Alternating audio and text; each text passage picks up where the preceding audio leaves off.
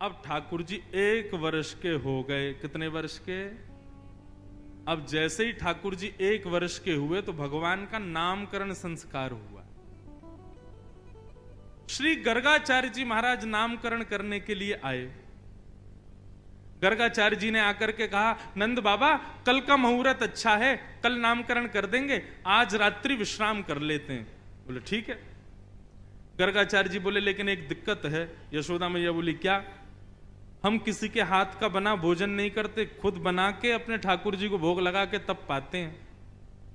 यशोदा मैया बोली अरे तो इसमें दिक्कत की क्या बात है, मैं आपको चूल्हा दे देती हूं, आपको बर्तन दे देती हूं, सारी सामग्री दे देती हूं, आप बनाइए।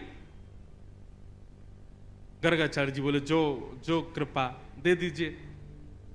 यशोदा मैया ने सब सामग्री दी, गर्गाचार्य जी ने भोजन तैयार किया।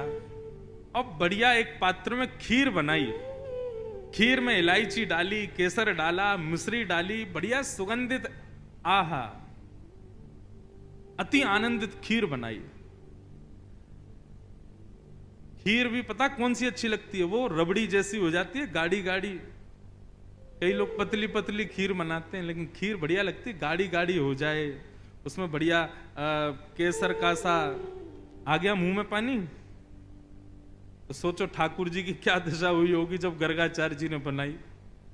यही हुआ, जैसे ही गर्गाचार्य जी ने खीर बनाई, अपने शालिग्राम भगवान के सामने जैसे ही उसको सजाया, तुलसी छोड़ करके, और त्वदीयम वस्तु गोविंद तुभ्यमेव समर्पयेत् ग्रहाण सुमुखो भुक्त्वा प्रसीद परमेश्वर, ये भोग लगाने का मंत्र है।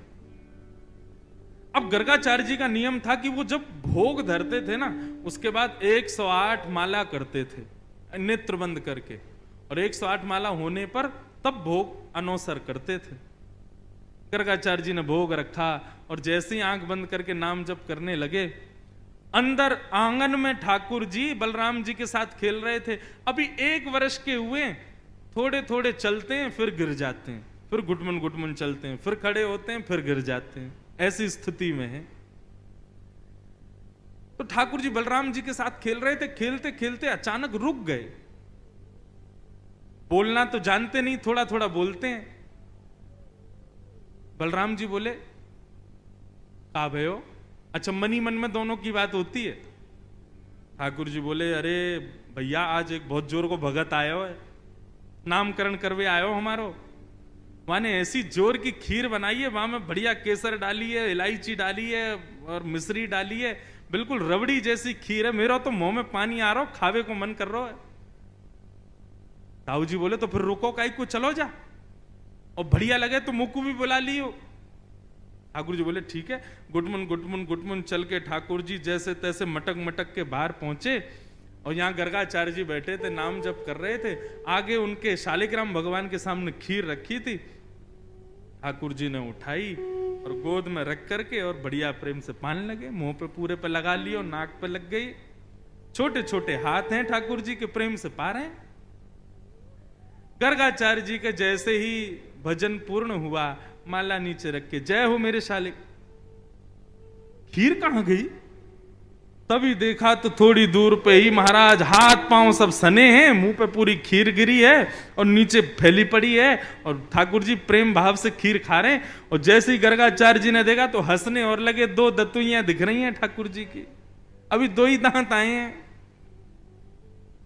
अरे यशोदा देख, तेरे लाला ने कहा कियो, मेरे ठाकुर जी को भोग झूठो कर दियो सबरो। यशोदा मैया दौड़ी दौड़ी आई, बोले बाबा बाबा बाबा नाराज मत हो, छोटो बालक है, आप क्षमा कर दियो। बोले देख पूरी खीर खा गए हो। बोले वो तो बहुत बड़ी सौभाग्य की बात है कि खीर खाई, नहीं तो ये शालिग्राम को गुलाब जामुन समझ के खा जाए। नंद बाबा तो अपने शालिग्राम भगवान छुपाते डोले, क्योंकि याकू ऐसा लगे ये खावे वाली वस्तु है। वो तो बाबा कृपा है कि आपके शालिग्राम ना खाए, यानी खीर ही खाइए। मैया ने लाल जी को उठाया, भीतर ले जा करके आंगन में छोड़ दिया। बाहर आई, फिर से चौका लगाया, दूसरी सामग्री दी। गर्गाचार्य जी ने फिर से खीर बनाई, ठाकुर जी से क्षमा मांगने लगे। बोले वो छोटा बालक है, नाथ क्षमा कर देना, आप भोग लगाओ। जैसी माला जपन लगे, ठाकुर जी फिर रुक गए भीतर। ताऊ दादा बोले लाला अब के कहा भयो? बोले भगत है तो बढ़िया, खीर भी बढ़िया बनावे, लेकिन मैया तो शिकायत कर दे हमारी। अच्छा लाला कोई बात ना, अब की बार और बढ़िया खीर बनाइए, तू जाके चख के आ। ठाकुर जी फिर से गए, गुडमन गुडमन गुडमन चल करके गए, उठाई खीर का पात तो फिर से खाने लगे। गर्गाचार्य जी की जैसे ही माला पूरी हुई, देखा अब तो खड़े ही हो गए, नहीं रहना हमें यहाँ यशोदा, देख तेरो लाला फिर से हमारा भूख झूठो कर दिए सबरो। यशोदा मैया बोली क्षमा कर दो, मैं अपने बालक को किसी कमरा में बंद कर दूंगी, लेकिन आप नाराज मत हो। ठाकुर जी को ले जाके एक कमरे में छोड़ दिया और मैया ने फिर से सब सामग्री दी।